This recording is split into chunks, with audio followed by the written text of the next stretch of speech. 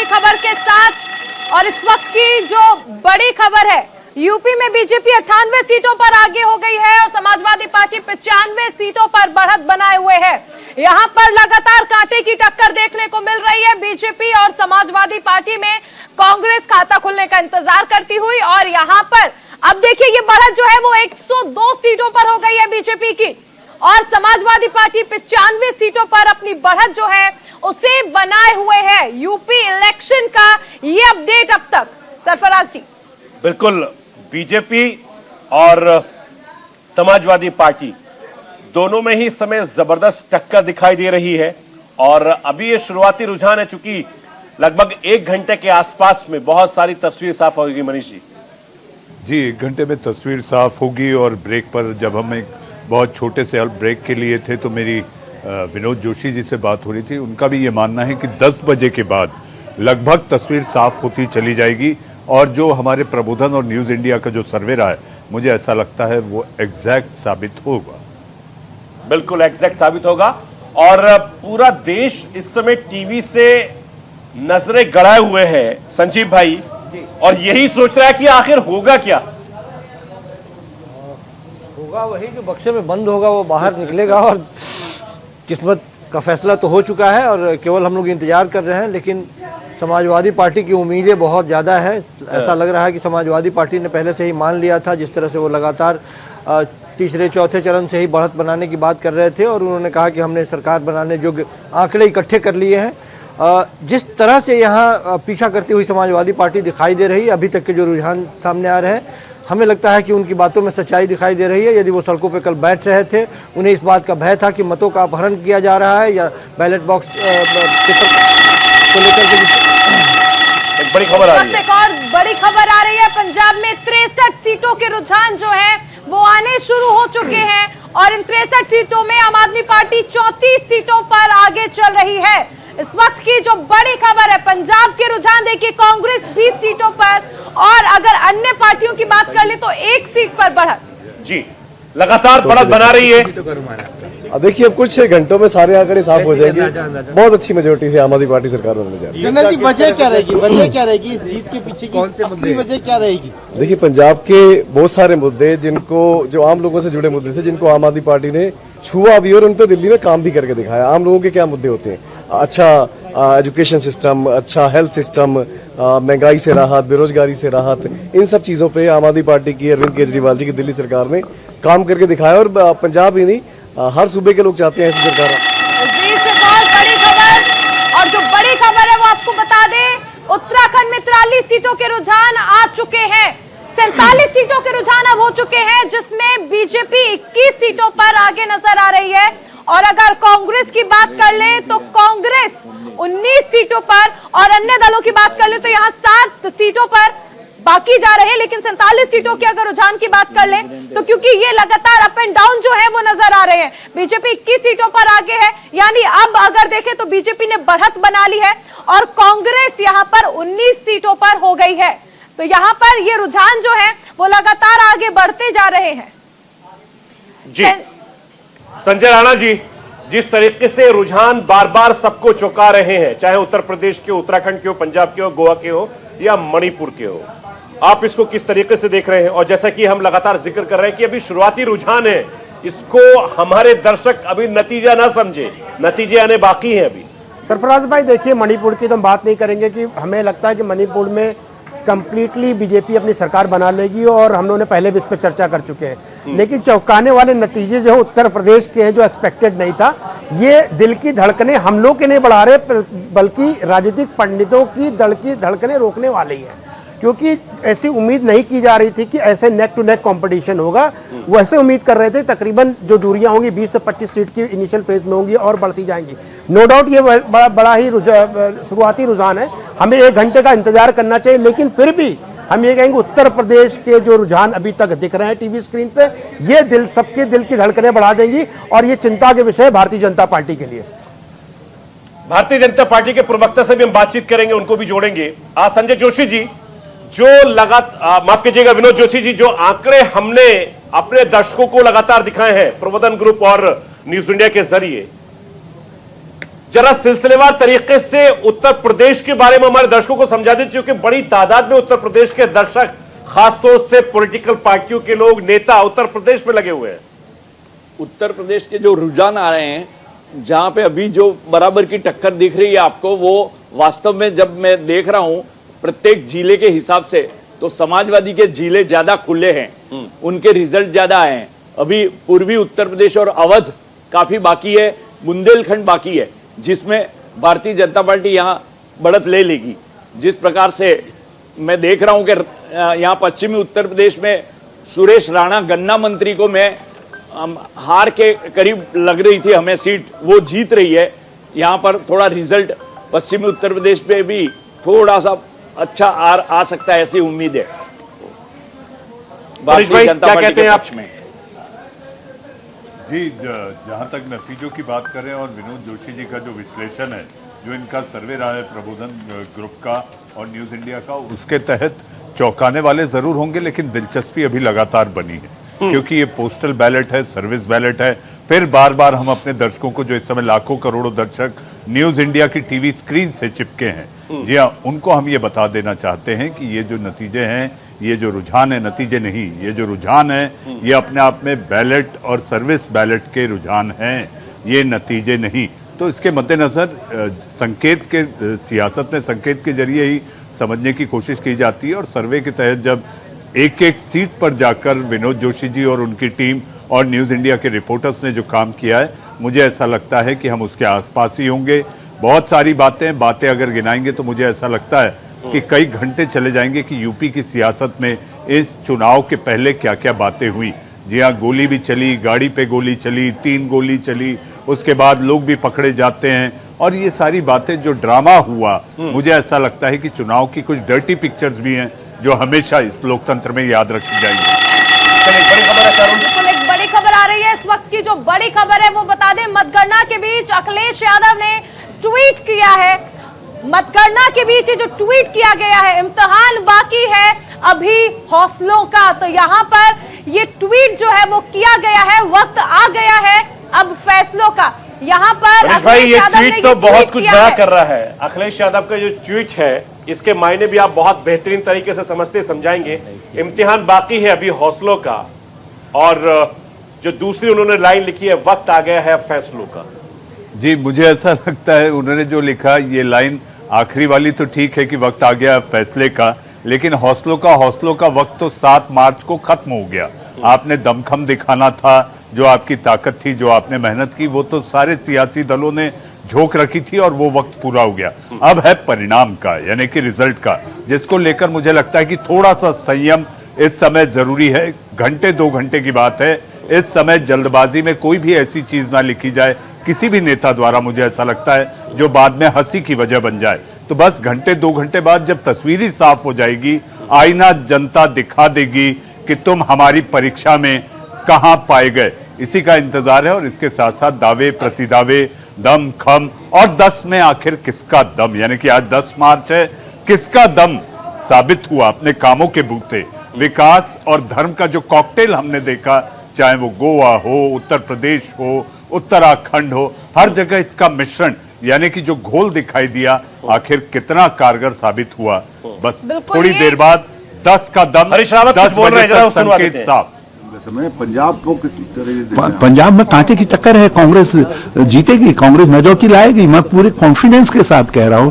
बल्कि जितना मुझे उत्तराखंड में मैं कॉन्फिडेंस के साथ कह रहा हूं, उतने कॉन्फिडेंस के साथ मैं पंजाब में भी कह रहा हूं कि कांग्रेस मेजॉरिटी। हो गया बिल्कुल, हरीश रावत को हमने सुना और बहुत ही कॉन्फिडेंट नजर आ रहे हैं।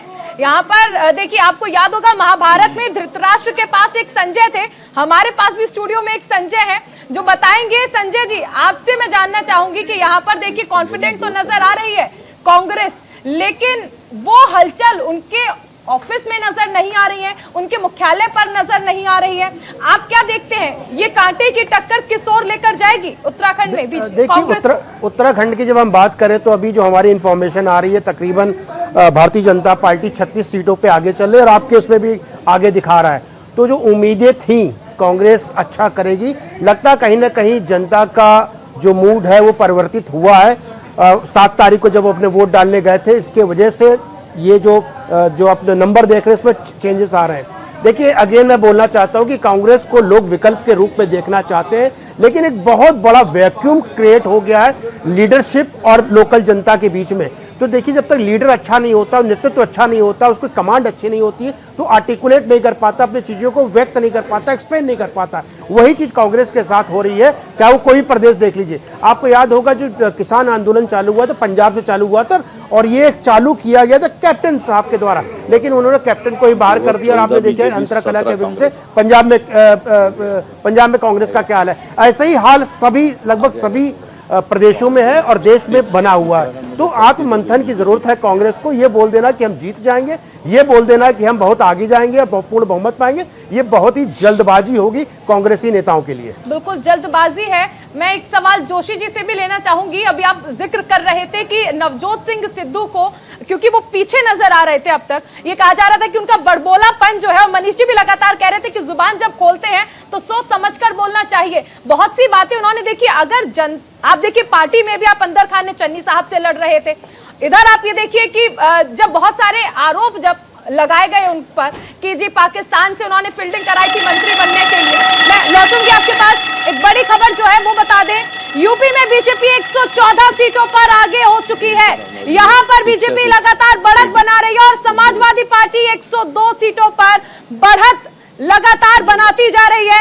यूपी में बीजेपी और समाजवादी पार्टी में कांटे की टक्कर है। लंबे समय बाद उत्तर प्रदेश की राजनीति में ये आंकड़े हम देख रहे हैं जब कांटे की टक्कर है, क्योंकि अब से पहले के अगर कुछ चुनाव देखें, विधानसभा चुनाव, तो एक तरफा जीत सभी को पहले से पता होती थी कि कौन सत्ता में काबिज होगा। लेकिन इस बार के जो हम चुनाव में देख रहे हैं, कांटे की टक्कर नजर आ रही है। ये इस वक्त की बड़ी खबर थी। जोशी जी से मैं सवाल कर ही रही थी।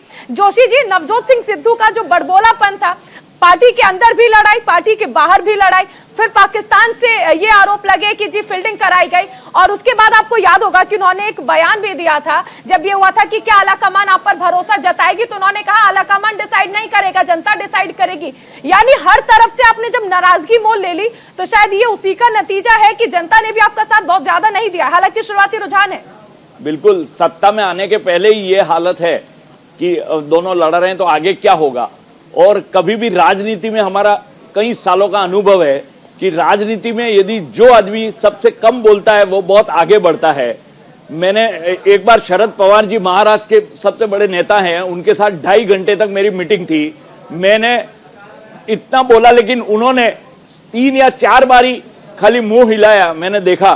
तो तब मैंने देखा कि ये जो बहुत बड़े राजनीतिज्ञ रहते हैं वो बहुत कम बोलते हैं और सुनते ही ज्यादा हैं। ये राजनीति की सीख है और मैं समझता हूं कांटे की टक्कर हमने दी थी पहले ही अमृतसर में मजीठिया और सिद्धू जी की, और वही परिणाम आ रहे हैं कि बहुत ही जो भी जीतेगा वो 1-2 हजार वोट से जीतेगा। बिल्कुल। लेकिन संजय राणा जी, उत्तर प्रदेश में तकरीबन 70 सीटें ऐसी हैं जिन सीटों पर फाइट और जीत हार तकरीबन 3000 से 5000 के बीच होनी है, ऐसे अनुमान लगाए जा रहे हैं।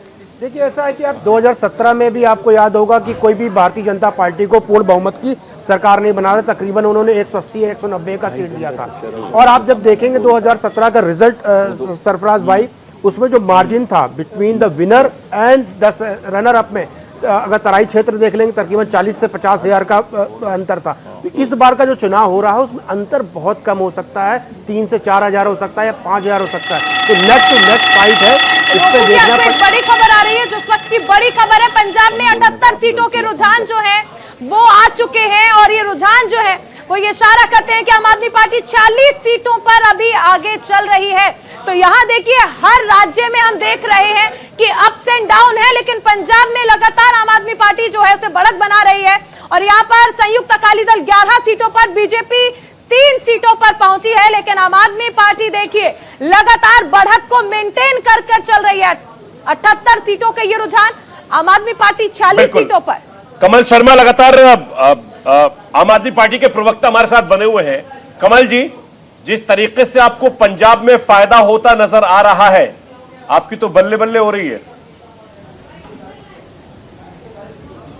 पहले तो मैं एक चीज करेक्ट कर दूं, मेरा नाम कमल नहीं, मेरा नाम पवन शर्मा है।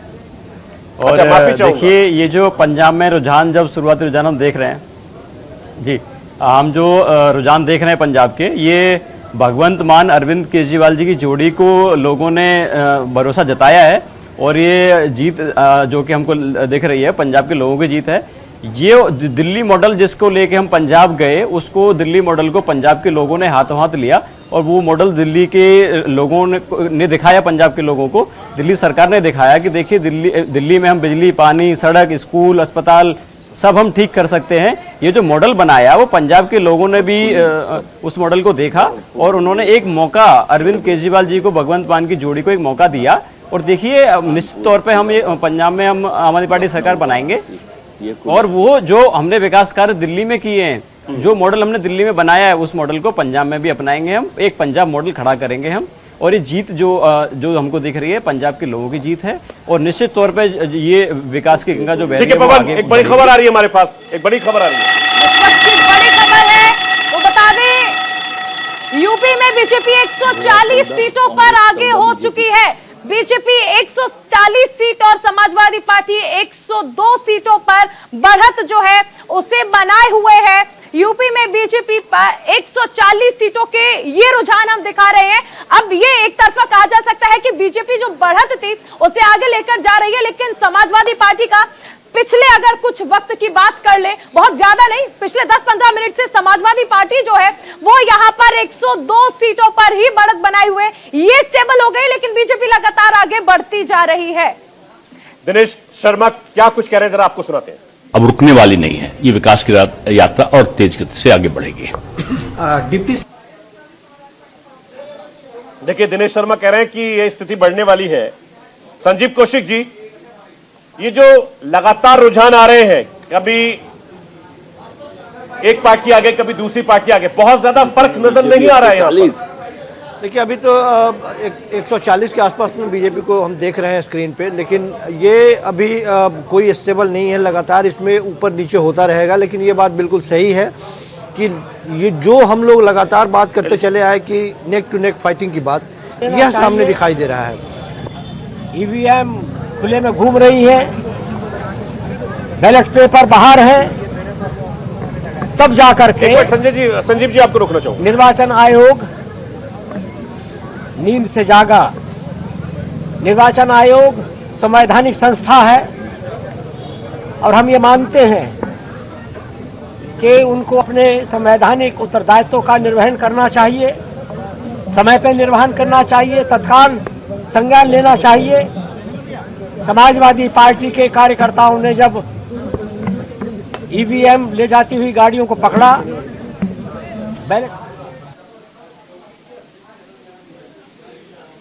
मैं यहाँ पर देखिए ये लगातार रुझान जो है वो हम अपने दर्शकों को बता रहे हैं। संजय जी, आपके पास एक बार फिर से लौटना चाहूंगी। यहाँ पर जिस तरह हमने पहले भी जिक्र किया था कि आम आदमी पार्टी के पास खोने के लिए तो कुछ भी नहीं था, क्योंकि पांचों राज्यों में उसकी सरकार नहीं थी, लेकिन पाने के लिए बहुत कुछ था और वो मेहनत रंग भी लाई। जिस तरह सरफराज जी भी लगातार जिक्र कर रहे थे कि पांचों राज्य में अब देखिए आम आदमी पार्टी ने ताल ठोकने की कोशिश तो की थी, लेकिन उस तरह से नतीजे नहीं आए। ऐसे में सिर्फ दिल्ली मॉडल के भरोसे हर राज्य में उन्होंने चुनावी डंका जो है वो बजाया। क्या लगता है कि क्या ऐसे प्लस पॉइंट्स पंजाब में रहे जो बाकी राज्य में नहीं रहे? जैसे उत्तराखंड में कहा जा सकता है भौगोलिक स्थिति पूरी तरह से अलग है, वहां दिल्ली मॉडल लागू हो ही नहीं सकता है। देखिए चारुल जी, आप जब आप आम आदमी पार्टी की बात करती है और दिल्ली मॉडल का बात करती है तो मुझे तो हमेशा कभी समझ नहीं आया। मैं काफ़ी 4-5 सालों ने प्रयत्न किया कि समझो कि दिल्ली मॉडल है क्या, लेकिन मुझे बिल्कुल समझ नहीं आया। लेकिन हाँ, लोग बोलते हैं, मैं मान लेता हूँ। रहा जब आप बात करते हैं पंजाब की, उनका सक्सेस क्यों रहा है, आपने देखा हो कई दशकों से सिर्फ 2 पार्टियों का राज रहा, अकाली दल और कांग्रेस। अकाली दल और कांग्रेस, लोगों को एक अल्टरनेटिव की जरूरत थी और वो अल्टरनेटिव के रूप में आम आदमी पार्टी स्टैब्लिश हो गई है। हमें लगता है कि जो आज भारतीय जनता पार्टी जो अकेले चुनाव लड़ रही है, इनको 10 से 15 साल पहले तैयारी करनी चाहिए थी, तो ये आज अच्छी स्टेज पे होते, आज के दिन में हो सकता है सरकार बनाने लायक होते या बनाने की तरफ बढ़ रहे होते। तो ये बोले कि आम आदमी का बहुत अच्छा मॉडल काम किया है और मॉडल की वजह से पंजाब में जीत रहे हैं, तो बिल्कुल नहीं है। अगर वो मॉडल काम कर रहा था तो उत्तर प्रदेश में क्यों नहीं काम किया? वो मॉडल काम कर रहा था तो उत्तराखंड में क्यों नहीं काम किया? वो मॉडल काम कर रहा था तो गोवा में क्यों नहीं काम किया? भैया गोवा तो बहुत छोटा स्टेट है, वहां तो काम करना चाहिए था, लेकिन इनके पास कोई मॉडल नहीं है। लोगों को सब पता है, वहां पंजाब में सिर्फ क्या एक अल्टरनेटिव की एक तरफ लोग देख रहे थे और इसके अलावा उनके पास विकल्प नहीं दिख रहा था और एक अच्छा नेतृत्व अब नेतृत्व तो नहीं बोलेंगे, लेकिन एक लोगों ने सर्वे कराया, भगवंत मान जी को चीफ मिनिस्टर का कैंडिडेट बना दिया। वो तो समय बताएगा कौन कैसा अच्छा होता है, चीफ मिनिस्टर होता है, खराब चीफ मिनिस्टर होता है। लेकिन यह है कि अल्टरनेटिव के रूप में इस पंजाब में आम आदमी पार्टी को देखा जा रहा है, ना कि एक मॉडल और एक काम करने वाली पार्टी के रूप में। जी बिल्कुल, आपने ठीक कहा संजय जी। और मनीष भाई, जिस तरीके से जो 5 राज्यों के चुनावी नतीजे आ रहे हैं, खासतौर से मणिपुर का भी जिक्र कर लेते हैं, उसको भले ही पूर्वोत्तर का राज्य हो, वहां के बारे में भी हमारे दर्शकों को थोड़ा सा समझाइए। जी, भले ही पूर्वोत्तर नहीं सरफराज जी, मुझे ऐसा लगता है कि इस समय बीजेपी की प्राथमिकता में पूर्वोत्तर के राज्य सबसे प्राथमिक हैं। जी हाँ, जिस तरह से बीजेपी वहां पर काम कर रही है, काम करने के साथ साथ पूर्वोत्तर के राज्यों में एक जो सीबीएम चल रहा है, कॉन्फिडेंस बिल्डिंग मेजर, मुझे ऐसा लगता है कि विनोद जी भी इस बात से सहमत होंगे कि उत्तर पूर्वी राज्यों को लेकर बीजेपी बहुत संजीदा है।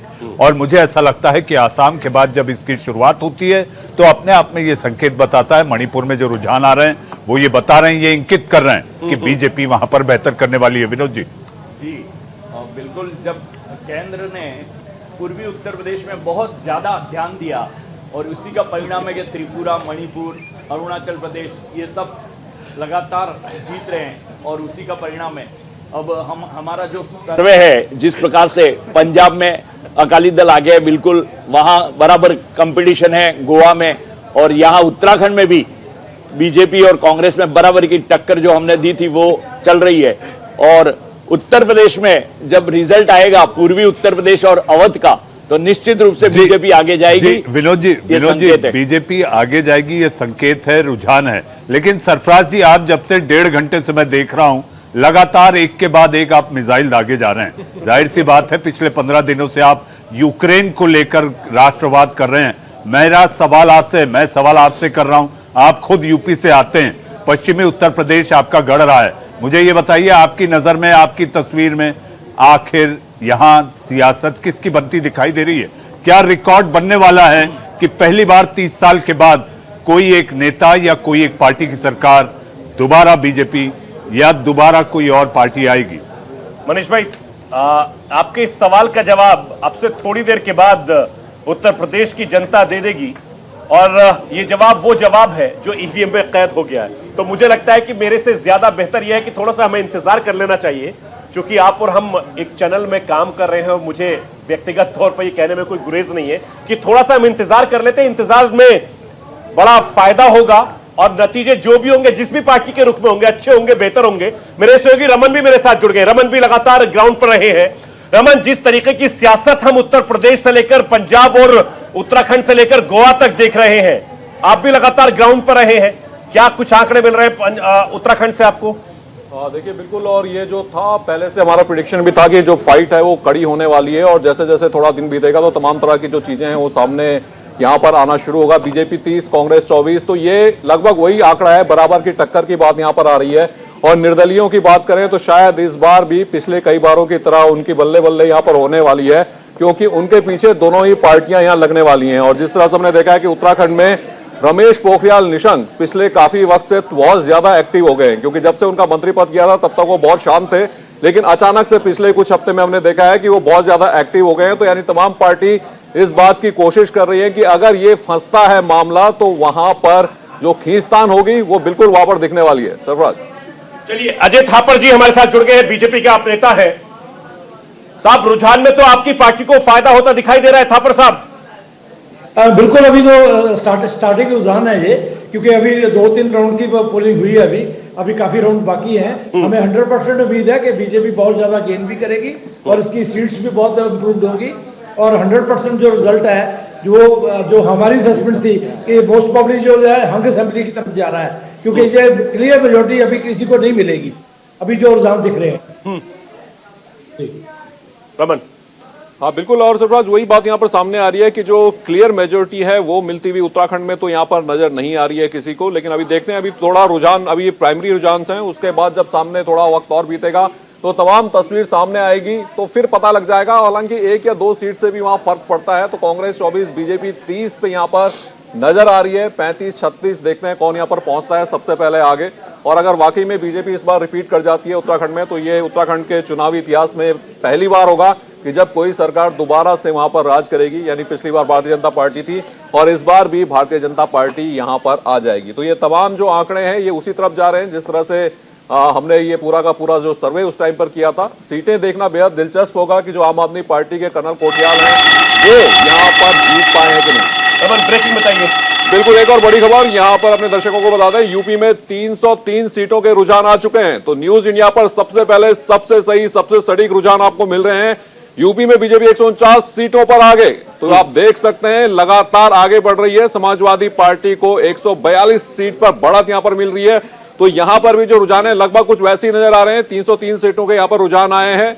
तो ये बड़ी खबर, सबसे सही सबसे सटीक, हम लगातार आपको कह रहे हैं कि ये जो रुझान है वो आपको न्यूज इंडिया दिखाता रहेगा। यूपी में बीजेपी 149 सीटों पर आगे, लेकिन समाजवादी पार्टी की साइकिल भी अभी पीछे नहीं है। सरफराज देखो, 142 का आंकड़ा छू रही है, माइलस्टोन 142।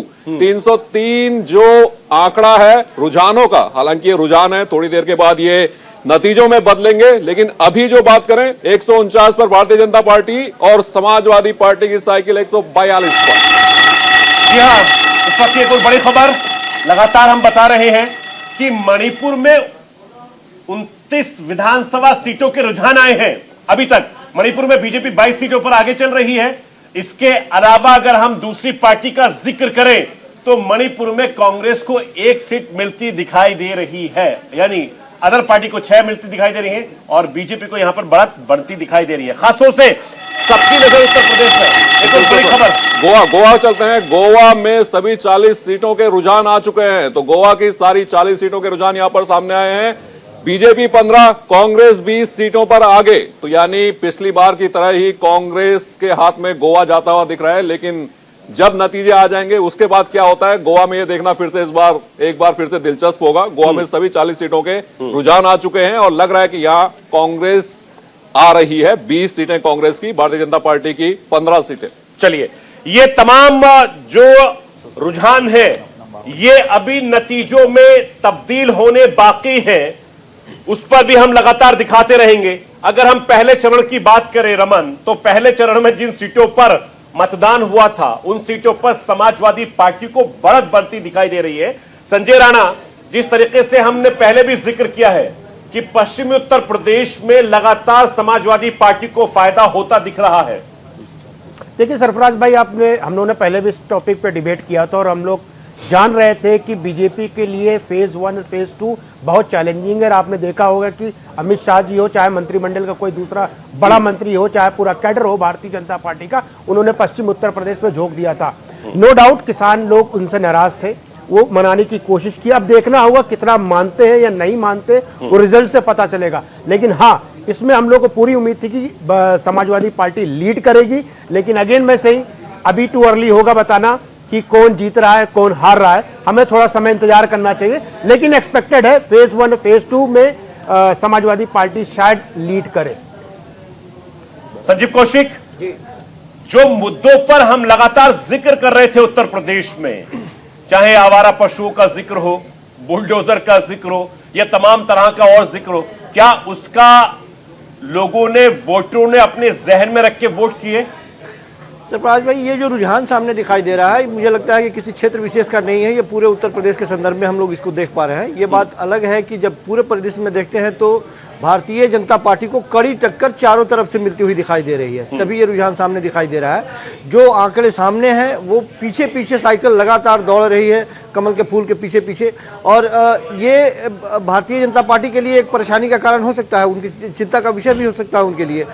चारों तरफ से कहने का मतलब ये है कि वो सारे सरोकारी मुद्दे भारतीय जनता पार्टी के पीछे भूत के जैसे दौड़ते हुए दिखाई दे रहे हैं, चाहे किसानों का मुद्दा हो या आवारा पशुओं का मुद्दा हो, सुरक्षा व्यवस्था का मुद्दा हो, स्वास्थ्य का मुद्दा हो, दलितों का मुद्दा हो, या फिर जो स्वास्थ्य के बारे में लोग लगातार ये बोलते चले आए। उत्तर प्रदेश में पहली बार गंगा में तैरती हुई लाशें दिखाई दी थी, जिस तरह से ऑक्सीजन की कमी हुई थी। हालांकि कोविड में हम मानते हैं कि पूरे हिंदुस्तान में इस तरह की कमोबेश स्थिति थी, लेकिन फिर भी जो उत्तर प्रदेश अपने आप को मानता था, बहुत सारी इस तरह की बातें थी जिसको लेकर के विपक्षी पार्टियां लगातार हमलावर रही है। तो कहीं ना कहीं लोगों से वो कनेक्ट हुई है, तभी वो पीछा करती हुई दिखाई दे रही है। अन्यथा जितने प्रचंड बहुमत से भारतीय जनता पार्टी काबिज थी, जितने प्रचंड बहुमत के साथ केंद्र में काबिज थी, डबल इंजन की सरकार थी, डबल डबल रफ्तार से काम करने की बात थी।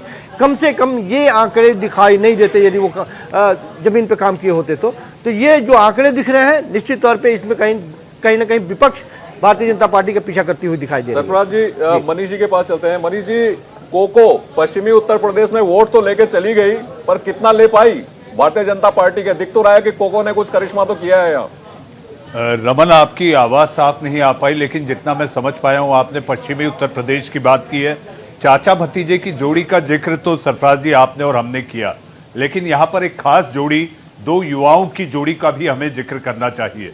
जी हाँ, जयंत चौधरी आरएलडी और समाजवादी का जो गठबंधन रहा है, मुझे ऐसा लगता है यूपी में जिस तरह से संजीव कौशिक और संजय राणा कह रहे हैं, और उसके अलावा विनोद जी की भी जो अपना आकलन और बातचीत है उसके मुताबिक मुझे ऐसा लगता है कि इस जोड़ी को, इस गठबंधन को नहीं देखना चाहिए। और यूपी की सियासत में हमें ये देखना होगा कि कितने बेहतर तरीके से अखिलेश ने छोटी छोटी पार्टियों को, छोटे छोटे दलों को अपने समाजवादी पार्टी के साथ बुना है, गठबंधन में लाया है। तो आखिर सियासत के इस पतीले में यूपी के जो उबाल आया उसमें अखिलेश की मेहनत रही है, सूझबूझ भी रही है। हालांकि आंकड़ों में ये परिवर्तित होती नहीं होती, रुझान पर हम नतीजे समझे ना समझे, लेकिन हाँ एक संकेत जरूर है कि एक सशक्त विपक्ष के रूप में उत्तर प्रदेश विधानसभा में समाजवादी पार्टी एक पार्टी बनने जा रही है।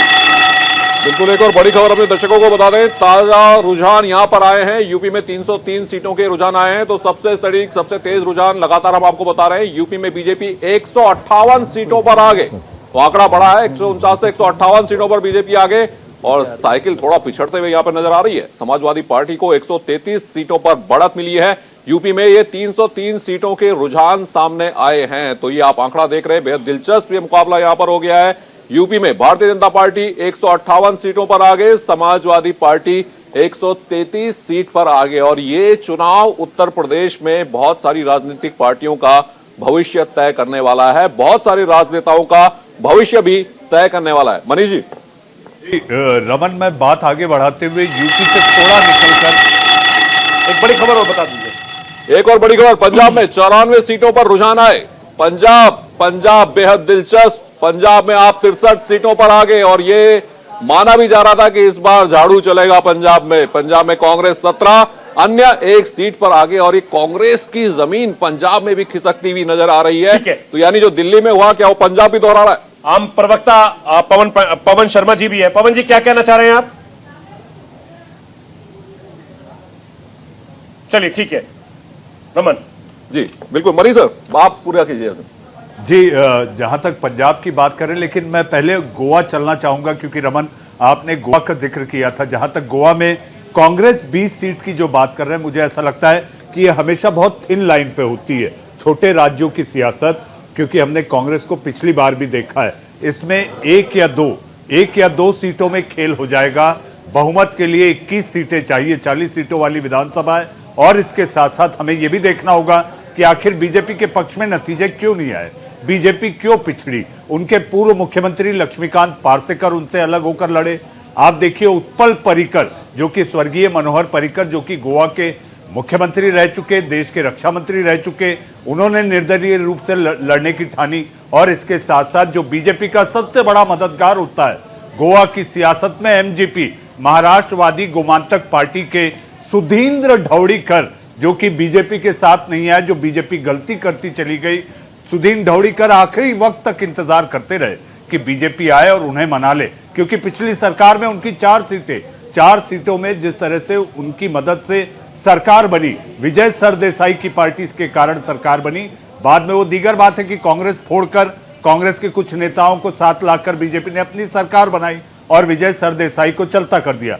तो गोवा की सियासत में भले ही कांग्रेस के पक्ष में रुझान दिखाई देते हो, मैं अभी भी मानता हूं कि बीजेपी कुछ कलाकारी करने एक बड़ी खबर बता दें, नरेंद्र नगर विधानसभा सीट से कैबिनेट मंत्री सुबोध उनियाल पीछे। तो उत्तराखंड की राजनीति में ये एक बड़ा उलटफेर होगा। लाल कुआं सीट से पूर्व मुख्यमंत्री हरीश रावत आगे। तो सरफराज, हरीश रावत जी थोड़ा चैन के सांस इस वक्त ले रहे होंगे। लेकिन हरीश रावत की हिम्मत को दाद देनी पड़ेगी रमन, क्योंकि हरीश रावत जिस भी सीट से लड़ते हैं तो जमीनी नेता हैं जी। और सबसे बड़ी बात यह कि उनको रिस्क लेने की आदत है। जब जीवन में जो इंसान रिस्क लेता है वो हमेशा आगे बढ़ता है। और बिल्कुल ये बात करनी पड़ेगी, नरेंद्र नगर विधानसभा सीट से सुबोध उनियाल पीछे चल रहे हैं। सुबोध उनियाल जो पहले कांग्रेस में थे, उसके बाद वो भारतीय जनता पार्टी में आए, मंत्री बने और नरेंद्र नगर में उनकी अच्छी खासी पकड़ मानी जाती है, लेकिन पीछे चल रहे हैं। नैनीताल विधानसभा सीट से बीजेपी की आर्या आगे चल रही है, देहरादून के विकास नगर सीट से भारतीय जनता पार्टी आगे चल रही है। लेकिन विकास नगर से ज्यादा मुझे चक्राता देखना होगा, क्योंकि वहां जुबिन नौटियाल के पिताजी चुनाव लड़ रहे हैं। वहां क्या है थोड़ी देर बाद पता चलेगा। तो लाल कुआं सीट से पूर्व मुख्यमंत्री हरीश रावत आगे, पिछली बार का चुनाव उनको बहुत तकलीफ देने वाला रहा। विनोद जोशी जी, क्या कहता है हमारा सर्वे हरीश रावत को लेकर? हरीश रावत जी तो जीत जाएंगे, इसमें कोई शक की बात नहीं है। अब मैं जो देख रहा हूं जिस प्रकार से रिजल्ट आ रहे हैं कि गोवा में बराबर की टक्कर हो गई है, उत्तराखंड में बराबर की टक्कर है, पंजाब में 52 सीट हमने आपको दी थी, 52 सीट के आंकड़े के आसपास आ रही है। उत्तर प्रदेश में भी धीरे धीरे जो बराबर की टक्कर बता रहे थे, धीरे धीरे उनका गैप दूर हो रहा है। और हमारा जो लक्ष्य है कि 241 सीट बीजेपी और समाजवादी 144 सीट उनके सहयोगी के साथ, विनोद जी, वो बिल्कुल परफेक्ट आने वाला है। मैं आपको साफ कर दूं, दर्शकों को साफ कर दूं कि हमारा लक्ष्य सीट पाना नहीं, हमने तो सर्वे किया था, लक्ष्य तो पार्टी का है। आप आगे बोले जी। मतलब रिजल्ट हम जो दे रहे हैं वो उसके करीब आ रहा है। और जिस प्रकार से हमने देखा कि जालौन जिले में 3 समाजवादी को हमने दी थी, तो 3 समाजवादी को आ रही है। और जिस प्रकार से हर एक जिले का जो रुख था हमारा, वो बराबर के बराबर आ रहा है सर्वे के हिसाब से। जी, सर्वे के हिसाब से जो हम और तमाम जो टीवी चैनल्स के सर्वे आए थे उसके मुताबिक देखें तो बहुत फाइट नजदीक नजर आ रही है। संजय राणा, जिस तरीके से खासतौर से उत्तर प्रदेश का हम जिक्र बार बार करना चाहेंगे, आपके पास एक बड़ी खबर आ रही है। एक बड़ी खबर इस वक्त यहाँ पर बता दें दर्शकों को, पंजाब में 103 सीटों पर रुझान आए।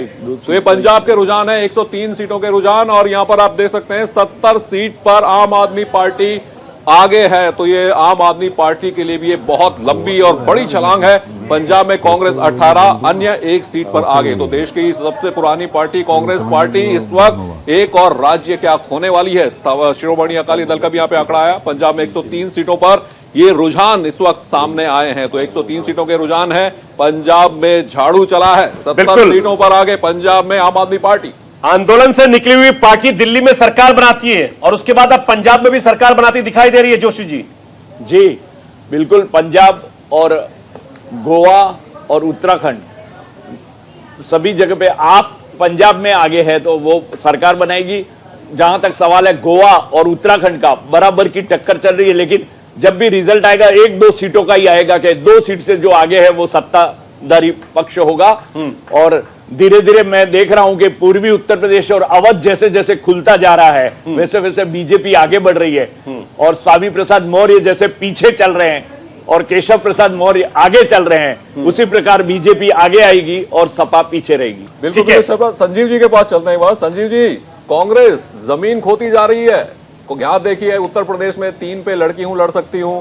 इसके अलावा पंजाब एक राज्य था उनके पास, बड़ा राज्य था, वो भी लग रहा है कि खिसक गया। देखिए, उत्तर प्रदेश में प्रियंका गांधी ने मेहनत किया है, नो डाउट बहुत मेहनत किया है। और मेहनत करने के बाद में कांग्रेस ने एक खोई हुई जमीन जो बिल्कुल खत्म हो गई थी उसको मजबूत करने का प्रयास किया है, लोगों को जोड़ा है और कार्यकर्ताओं का एक समूह जो है उसमें आत्मविश्वास भरा है। एक लंबी प्रक्रिया है। कांग्रेस पार्टी जिस तरह से हताश हो गई थी, एक लंबी प्रक्रिया है मजबूत होने के लिए। कुछ न कुछ मतों के प्रतिशत में इजाफा जरूर होने वाला है। संभव है कि 2024 में उसका नतीजा उसको दिखे।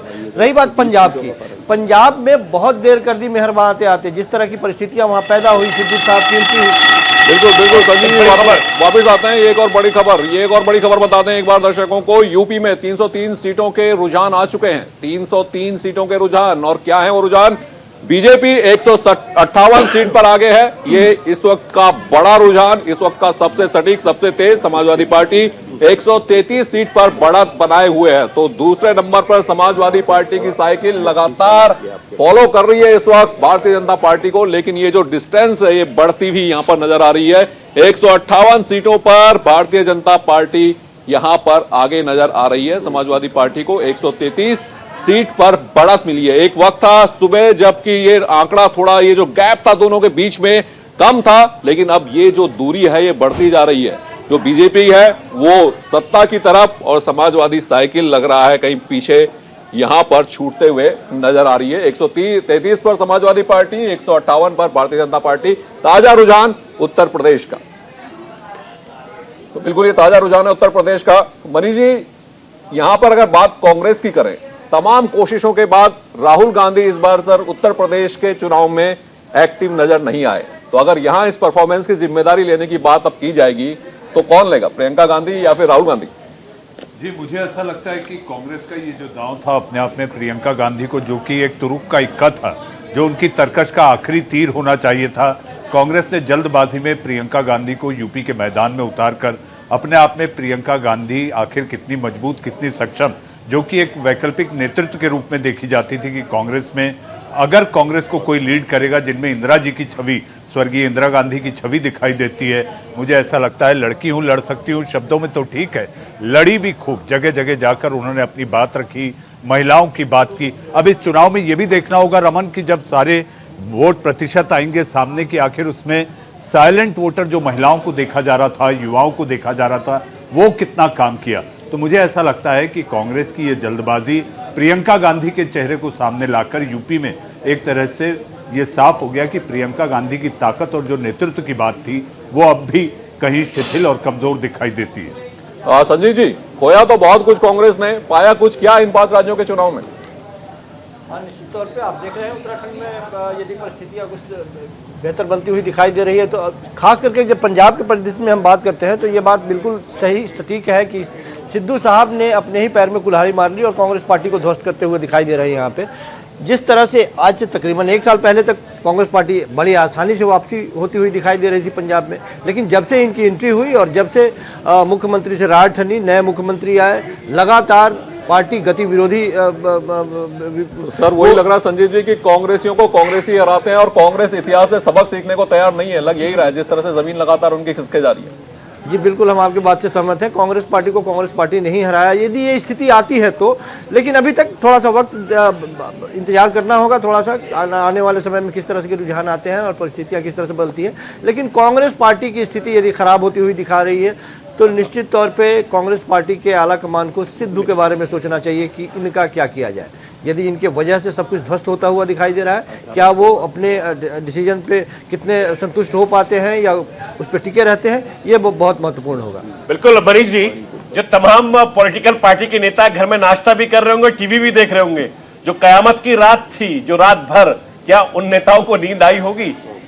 महफिल में आज रत जगह और जहां तक बात की गई गन्ना के साथ जिन्ना, यूपी में जो सारी बातें हुई और जो जुबानी जंग चली, उसके बाद मुझे ऐसा लगता है कि जो अपनी सीट को लेकर बहुत ज़्यादा दिलचस्पी, उनके विधानसभा क्षेत्र, और मुझे ऐसा लगता है कि यूपी का चुनाव है, जी हाँ, 24 करोड़ का प्रदेश है, फर्ज करिए कि 5 यूक्रेन उसमें समा जाए, ऐसे प्रदेश के चुनाव, यानी कि देश की सियासत में सबसे ज़्यादा असर डालने वाला प्रदेश, उसको लेकर सारे देश में एक दिलचस्पी है, रोमांच है, और एक एक सीट जो घट बढ़ रही है, मुझे ऐसा लगता है कि अपने आप में एक सेंसेक्स की तरह है। जी हाँ, यूक्रेन युद्ध के कारण, यूक्रेन रूस युद्ध के कारण सेंसेक्स जिस तरह ऊपर नीचे हो रहा है, मुझे ऐसा लगता है कि आज की सियासत के बाद भी बाजार पर इसका असर जरूर होगा। रिजल्ट आला रे 5 राज्यों के। हाँ बिल्कुल, 5 राज्यों के ये नतीजे आए हैं और ये रुझान इस वक्त हम आपको दिखा रहे हैं, सबसे सटीक, सबसे तेज रुझान सबसे पहले आप न्यूज इंडिया पर लगातार देख रहे हैं। और यहां पर अगर सारे राज्यों की स्थिति देखें तो पंजाब में आम आदमी पार्टी अपना पूरा खाता खोलते हुए नजर आ रही है। एक बार फिर दिल्ली के बाद एक और बड़ा राज्य इस बार पंजाब आम आदमी पार्टी के हाथ में यहां पर आ रहा है। राणा जी, आम आदमी पार्टी की परफॉर्मेंस अगर इसमें हम देखें पंजाब में, दिल्ली के बाद पंजाब एक बहुत बड़ा राज्य है और शायद ये नई पार्टी के लिए बहुत बड़ी सफलता है। तो आप आम आदमी पार्टी की बात करते तो इनको एक तजुर्बे की कमी है, जो राज्य कैसे चलाया जाता है। देखिए, दिल्ली को चलाना लायक है, म्यूनसिपलिटी कॉरपोरेशन को चलाना है, लेकिन जब प्रदेश की बात करते हो भी पंजाब ऐसे प्रदेश को चलाना तो बहुत बड़ा चैलेंजिंग होगा। इनको बहुत सी चीज़ें करनी होगी। अभी इनके पास एक बहाना होता था कि सेंट्रल गवर्नमेंट ने मुझे नहीं करने दिया है, लेकिन अब वो बहाना खत्म हो जाता। अगर ये सरकार बनाते हैं तो इनको एक तरह से देखिए तो एक इनके लिए गोल्डन अपॉर्चुनिटी भी है और सेटबैक भी हो सकता है। आफ्टर 5 साल हो सकता है दूसरे राज्यों में चुनाव हो तो इनके लिए एक सेटबैक भी, पंजाब एक सेटबैक फेस बन के प्रस्तुत हो सकता है। तो ये अरविंद केजरीवाल जी को अपनी पॉलिटिक्स की स्ट्रेटजी बदलने की जरूरत होगी। अगर वो पंजाब में सरकार बनाते हैं या दूसरे प्रदेश में सरकार बनाना चाहते हैं जहाँ पे पूरी इंडिपेंडेंट गवर्नमेंट होती है जो ड्राइव करती है, अगर वो सेम मॉडल जैसे दिल्ली को चला रहे हैं उसी तरह से चलाएंगे तो फेल हो जाएंगे। हाँ, सेकंड थिंग, जैसे मैंने पहले भी कहा है कि ये बहुत बड़ा एक विकल्प के रूप में है, ऐसा नहीं है कि आम आदमी पार्टी जीत रही है अपने कामों की वजह से और अपने नामों की वजह से, नहीं, ये विकल्प के रूप में आई है, क्योंकि कोई विकल्प पंजाब में नहीं था जो पिछले कई दशकों से दो ही पार्टियों का राज था। जरा कौन आगे कौन पीछे चल रहा है वो अपने दर्शकों को एक बार हमसे दिखाने की कोशिश करेंगे। मैं अपनी टीम से कहूंगा कि जरा स्क्रीन पर लाइए कि कौन इस समय आगे चल रहा है, कौन पीछे चल रहा है। देखिए, अखिलेश यादव, योगी आदित्यनाथ दोनों आगे चल रहे हैं। आजम खान साहब भी आगे इस समय चल रहे हैं, जो तस्वीर हम आपको दिखा रहे हैं। स्वामी प्रसाद मौर्य पीछे चल रहे हैं, बीजेपी छोड़कर गए थे। और Keshav Prasad Maurya deputy chief minister हैं, वो भी आगे चल रहे हैं। शिवपाल यादव आगे चल रहे हैं, चचा के साथ मिलकर। पंकज सिंह आगे चल रहे हैं, राजनाथ सिंह के बेटे हैं। और आशुतोष टंडन वो भी आगे चल रहे हैं। ये तमाम वो नाम हैं। ब्रजेश पाठक कैबिनेट मिनिस्टर हैं, वो आगे हैं। पंजाब का भी जरा जिक्र कर लीजिए रमन। हाँ बिल्कुल बिल्कुल। और इसके साथ ही मैं मनीष जी के पास यहाँ पर जाना चाहता हूँ। मनीष जी, पंजाब में आम आदमी पार्टी आती है और लग रहा है कि एक और राज्य में ऐसी सरकार बनने जा रही है जिसका रिमोट कंट्रोल दिल्ली के पास होगा।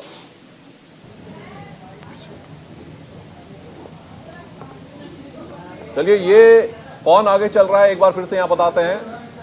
सुखबीर सिंह बादल आगे यहाँ पर चल रहे हैं, नवजोत सिंह सिद्धू पीछे चल रहे हैं, सिद्धू पीछे चल रहे हैं, कैप्टन अमरिंदर सिंह भी पीछे चल रहे हैं और यहां पर सुखबीर सिंह बादल आगे।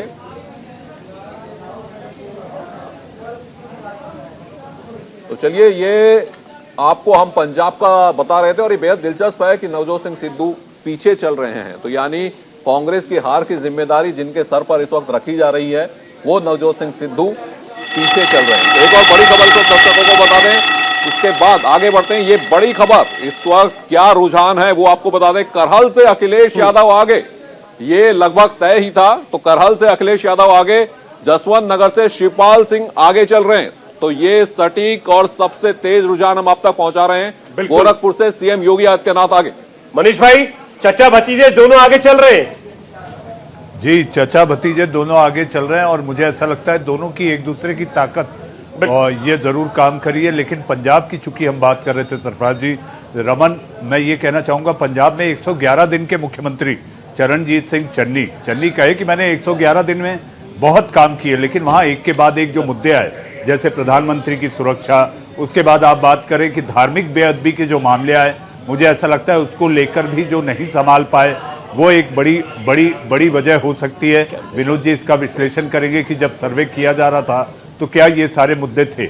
लेकिन हाँ, ये जरूर देखना होगा कि चन्नी के भांजे पर जिस तरह से ईडी की रेड हुई, सैंड माफिया, ड्रग्स, नशा, ये सारे ऐसे मुद्दे रहे कि 111 दिन में कोई भी मुख्यमंत्री इस पर काबू नहीं कर सकता। हमें एक बात को गौर करना होगा कि आखिर आम आदमी पार्टी वहां पर विकल्प के रूप में बड़ी पार्टियों के सामने कैसे उभरी।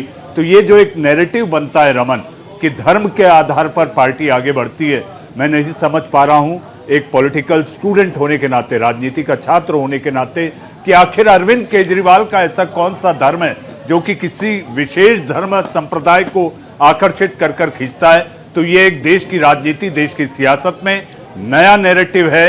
विकास की बात करिए, एक मॉडल लेकर आइए और वो मॉडल अगर जनता को भाएगा तो उसके सामने धर्म कहीं नहीं आएगा। बिल्कुल। संजय राणा, जिस तरीके से अरविंद केजरीवाल ने आंदोलन से निकल के जो सियासत में कदम रखा, बड़े बड़े दिग्गजों को पीछे छोड़ते नजर आ रहे हैं।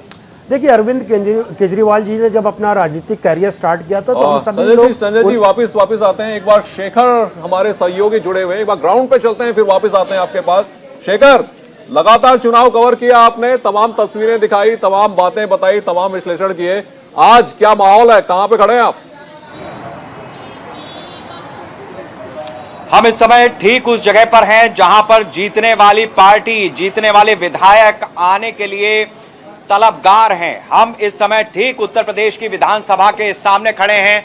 हम अपने कैमरा साथी से कहेंगे कि जरा नजर बदलें और नजारा दिखाएं। ये उत्तर प्रदेश की विधानसभा, जहां पर इस समय तैयारियां चल रही हैं कि जो नवनिर्वाचित विधायक होंगे, जो नई सरकार होगी, वो इसी सदन के अंदर, इसी मंडप के नीचे आकर के आहूत होगी और यहीं से उत्तर प्रदेश की सियासत अगले 5 साल के लिए एक बार फिर से तैयार हो जाएगी।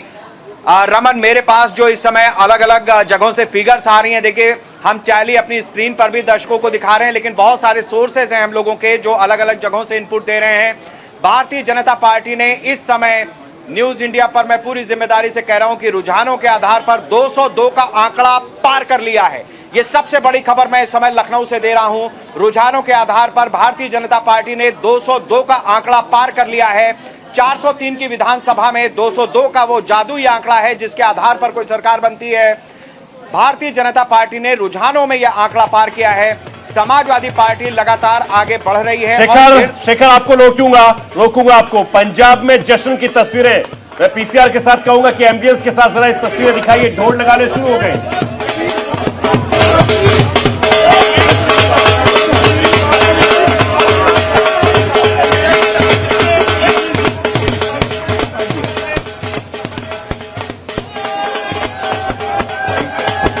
पंजाब के जश्न की तस्वीरें हैं। माहौल बड़ा टाइट है रमन, ढोल नगाड़ों के साथ सुबह की शुरुआत हो रही है। सोचिए सरप्राइज बिल्कुल, लेकिन पंजाब एक बड़ी खबर इस वक्त अपने दर्शकों को बता दें। ये बड़ी खबर यहाँ पर आ रही है। रुझान सबसे पहले, सबसे सटीक, सबसे तेज हम आप तक पहुंचा रहे हैं। और इस वक्त की एक और बड़ी खबर, उत्तर प्रदेश सबकी नजर यहाँ पर है। 303 सीटें, देखिए क्या है इस वक्त के ताजा रुझान।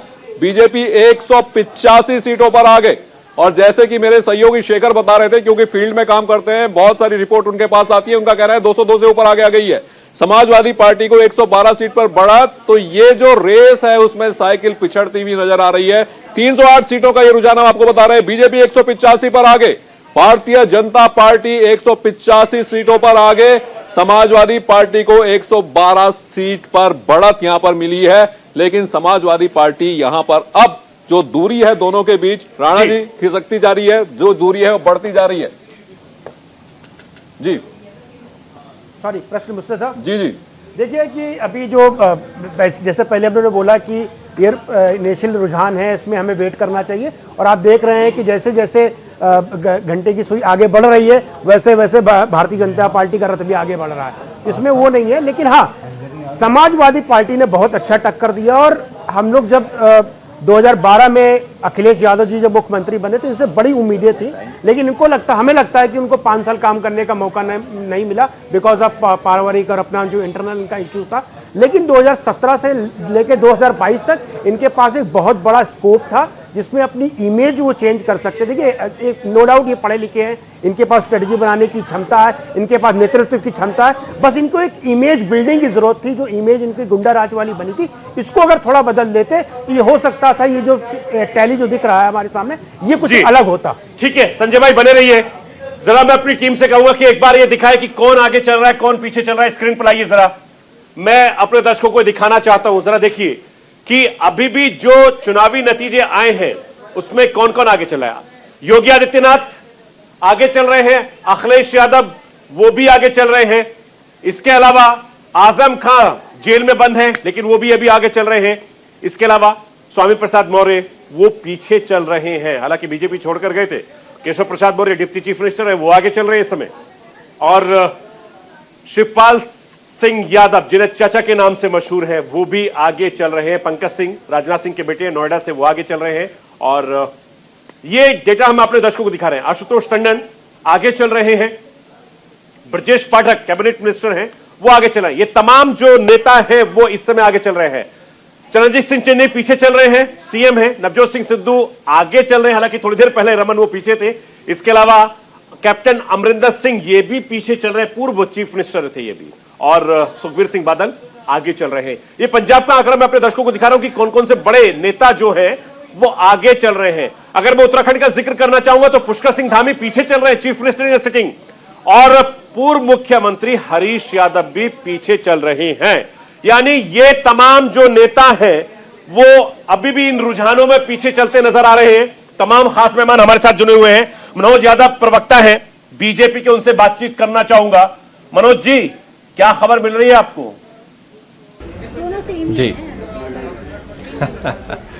खबर तो आपके माध्यम से मिल रही है। चारों राज्यों के अंदर भारतीय जनता पार्टी माननीय नरेंद्र मोदी जी के नेतृत्व के अंदर सरकार बनाने जा रही है। नरेंद्र मोदी जी के द्वारा जो विकास हितैषी कल्याणकारी योजनाएं चलाई गई और नरेंद्र मोदी जी का जो करिश्माई नेतृत्व है वो साफ साफ दिखाई दे रहा है कि जनता के अंदर किस तरह से जनता के दिलों पर नरेंद्र मोदी जी राज करते हैं। और पंजाब में भी भारतीय जनता पार्टी का वोट प्रतिशत बढ़ने वाला और वहां पर हमारी सीटें भी बढ़ने वाली है।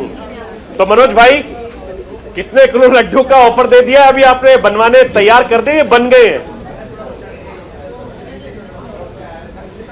नहीं, लड्डू तो बन ही रहे हैं, चूंकि आपके आकलन ने भी लगभग सभी टीवी चैनल ने एग्जिट पोल में बताया था।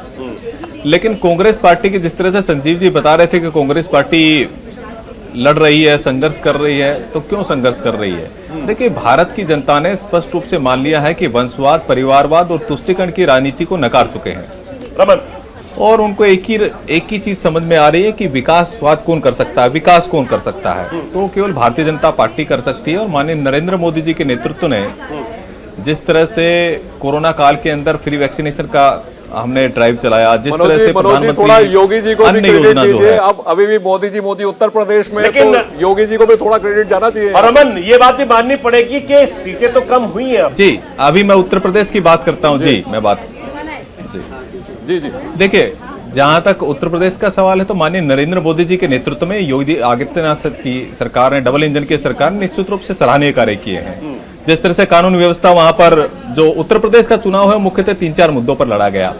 माफिया राज बनाम विकासवाद, भ्रष्टाचार बनाम पारदर्शी सरकार, गुंडा राज बनाम कानून का शासन, तुष्टीकरण बनाम सबका साथ सबका विकास सबका विश्वास के मुद्दे पर लड़ा गया। जिस तरह से कानून व्यवस्था वहां चरमरा गई थी, जिस तरह गुंडा राज 5 साल पहले था, और उस कानून के शासन को स्थापित करने का काम किया है।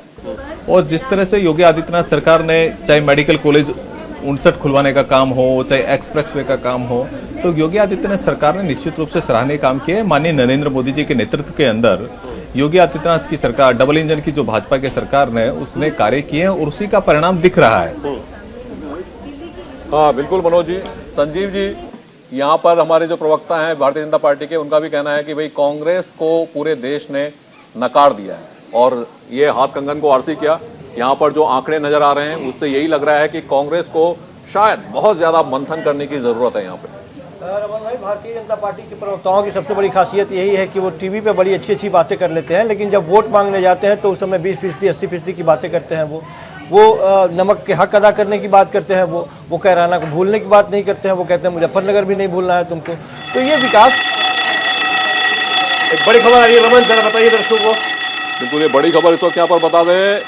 आंकड़े हम बता रहे हैं, उत्तर प्रदेश में 308 सीटों के रुझान यहाँ पर आ चुके हैं। उत्तर प्रदेश में भारतीय जनता पार्टी 195 सीटों पर आ गए। ये लगातार बढ़ता जा रहा है 195 सीटों पर। समाजवादी पार्टी को 102 सीट पर बढ़त, तो यानी समाजवादी पार्टी की साइकिल अब बैक गियर पर चल रही है ऐसा लग रहा है। और उत्तर प्रदेश में 308 सीटों का यह आंकड़ा हम आपको बता रहे हैं।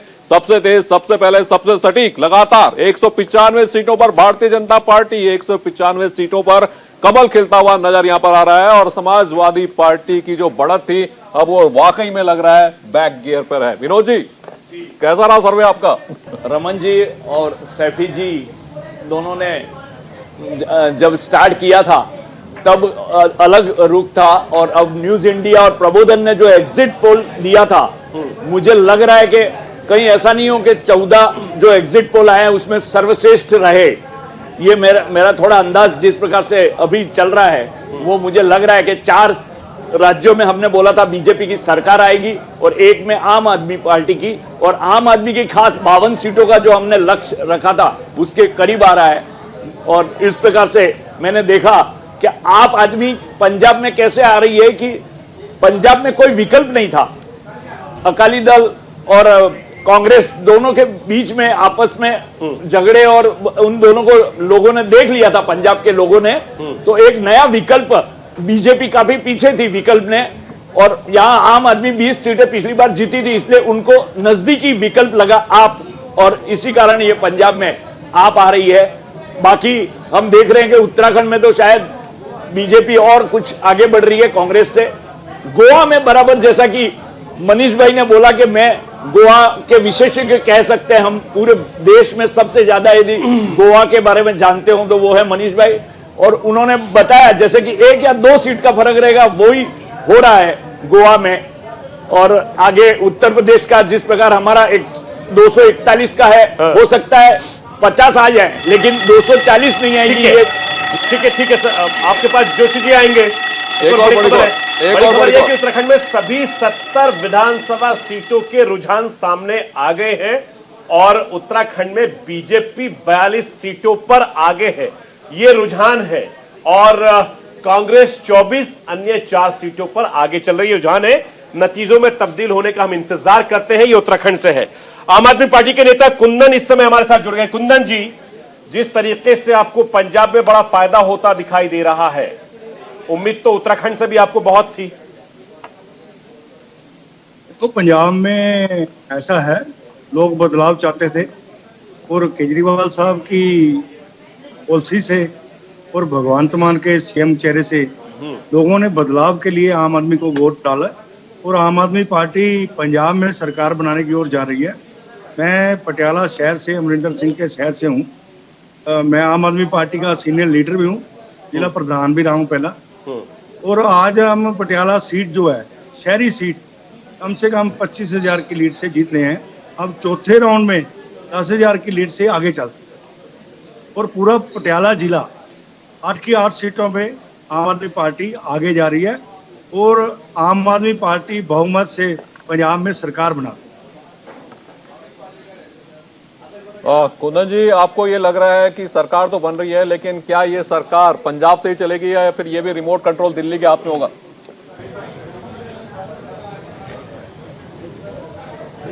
लाएगा, गाइडलाइन जरूर चाहिए, गाइडलाइन। और इस वक्त की कोई बड़ी खबर आ रही है अपने दर्शकों को बता दें। इस वक्त की बड़ी खबर यह है कि पंजाब में 117 विधानसभा सीटों पर रुझान सामने आए हैं, जो हम अपने दर्शकों को दिखा रहे हैं।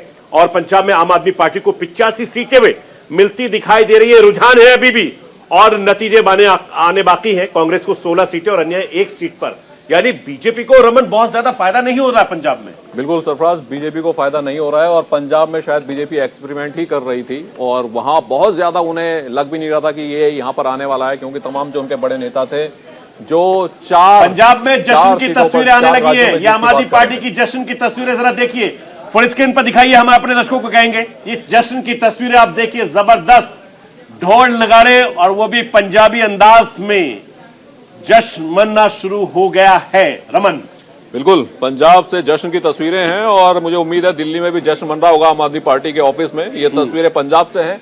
बहुत बड़ी जीत पंजाब में आम आदमी पार्टी की और एक नई पार्टी के लिए पंजाब जैसे राज्य पर जीत हासिल करना ये बहुत बड़ी बात है। कुंदन जी, मिठाई की तैयारी तो हो गई होगी, लड्डू वड्डू के ऑर्डर दे दिए या अभी देने बाकी है?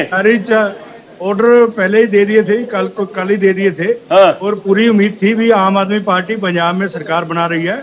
और पटियाला शहर से जहाँ पे मैं हूँ, यहाँ कैप्टन अमरिंदर सिंह की सीट है, यहाँ से भी हमें पूरी उम्मीद थी कि हम कम से कम 25,000 की लीड से पटियाला सीट भी जीत रहे हैं। चौथे राउंड में जैसे आपको मैंने बताया, हम 10,000 की लीड से चल रहे हैं और 13 राउंडों में हम 25,000 की लीड से कैप्टन साहब को भी हरा देंगे यहाँ से। क्या पंजाब की जनता ने अरविंद केजरीवाल की ईमानदारी को चुना, चूंकि जिस तरीके से वहां के लोगों ने एक के बाद एक लोगों को ठगा? देखो, दिल्ली का मॉडल जो है, पंजाब वालों की एक उम्मीद है, उम्मीद के सहारे। जी बोलिए। जो हमारा जो यूथ है वो बदलाव चाहता है, क्योंकि दोनों सरकारों को लोगों ने देख लिया था, तो इसलिए पंजाब जो है, पंजाब बदलाव की नीति चाहता था और चीफ मिनिस्टर भगवंत मान को, ईमानदार को चीफ मिनिस्टर चाहता था। लोग कहते हैं बदलाव आएगा और पंजाब का सुधार होगा, इसलिए आम आदमी पार्टी। ठीक है, चलिए एक और ब्रेक। एक बड़ी खबर आ रही है, बड़ी खबर इस वक्त की अपने दर्शकों को हम बता दें कि उत्तर प्रदेश के रुझानों में बीजेपी को बहुमत मिलता दिख रहा है। इस वक्त की सबसे बड़ी खबर न्यूज इंडिया पर, 203 सीटों पर बीजेपी आगे चल रही है, जबकि बहुमत के लिए 202 सीटों की जरूरत है और समाजवादी पार्टी 105 सीटें। रमन, बिल्कुल, और ये सबसे बड़ी खबर इस वक्त हम आपको बता रहे हैं, यूपी के रुझानों में बीजेपी को बहुमत और वो जो जादुई आंकड़ा था वो रुझानों में हासिल कर लिया है भारतीय जनता पार्टी ने। 203 सीटों पर कमल खिल चुका है। समाजवादी पार्टी की साइकिल वाकई में बैक गियर पर है। ये देख सकते हैं आप, 105 सीट पर बढ़त, यानी जो दूरी थी अब वो इतनी ज्यादा सरफराज हो रही है कि अब छूना मुश्किल लग रहा है। बिल्कुल, इस वक्त की बड़ी खबर अपने दर्शकों को हम बता दें कि भारतीय जनता पार्टी को उत्तर प्रदेश में बहुमत मिलता दिख रहा है। इन रुझानों में 202 सीटें चाहिए सरकार बनाने के लिए, लेकिन भारतीय जनता पार्टी को यहां पर 203 सीटें इस वक्त मिलती दिखाई दे रही। इस वक्त की सबसे बड़ी खबर, और जो मैंने और विनोद जोशी जी ने जो सर्वे कराया था, प्रबोधन ग्रुप ने, न्यूज इंडिया ने जो सर्वे कराया था, वो सर्वे यहां पर सच होता दिख रहा है। और 10 बजे इस वक्त की सबसे बड़ी खबर अपने दर्शकों को मैं बता रहा हूं कि भारतीय जनता पार्टी उत्तर प्रदेश में सरकार बनाती हुई दिखाई दे रही है। विनोद जोशी जी, हमारी और आपकी मेहनत, जो सर्वे आपने और हमने मिलकर किया था, वो सटीक होता दिख रहा है। बिल्कुल, मैं जिस प्रकार से रुझान आ रहे हैं उससे मैंने कहा था कि 241 सीटों से कम नहीं, हाँ ज्यादा थोड़ा बढ़ सकता है, वो भी 250 तक, इस प्रकार का फिगर मुझे दिख रहा है जिस प्रकार से आ रहा है उत्तर प्रदेश में। और वहां देख रहा हूं मैं उत्तराखंड में भी बीजेपी को बहुमत मिल रहा है। पंजाब में जैसे ही आप पार्टी आगे है और आप पार्टी की सत्ता लगभग आ ही रही है, और जहां तक गोवा और मणिपुर का सवाल है वो भी हमारे रुझान के हिसाब से, एग्जिट पोल के हिसाब से, न्यूज इंडिया और प्रबोधन के हिसाब से ही चल रहा है। बिल्कुल, इस वक्त एक और बड़ी खबर बता दूं कि उत्तर प्रदेश में भारतीय जनता पार्टी रुझानों में सरकार बनाती हुई दिख रही है, और जिसको लेकर न्यूज इंडिया प्रबोधन ग्रुप ने जो सर्वे कराया था, उस सर्वे पर इस वक्त मोहर लगती दिखाई दे रही। इस वक्त की सबसे बड़ी खबर अपने दर्शकों को मैं बता रहा हूं कि जिन 5 राज्यों में न्यूज इंडिया ने और प्रबोधन ग्रुप ने जो सर्वे किया था, पहले उत्तर प्रदेश का हम जिक्र करना चाहेंगे।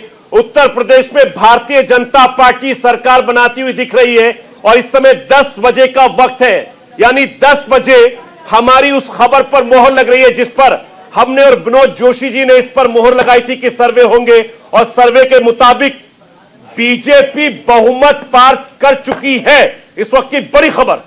बिल्कुल, और उत्तर प्रदेश में ये जो आंकड़ा है ये बेहद कमाल का आंकड़ा है, और यहाँ पर योगी आदित्यनाथ इस वक्त उन्हें लग रहा होगा कि जो पूरा कैंपेन रहा तमाम उनके आसपास ही घूमता हुआ नजर आया उत्तर प्रदेश में खासकर।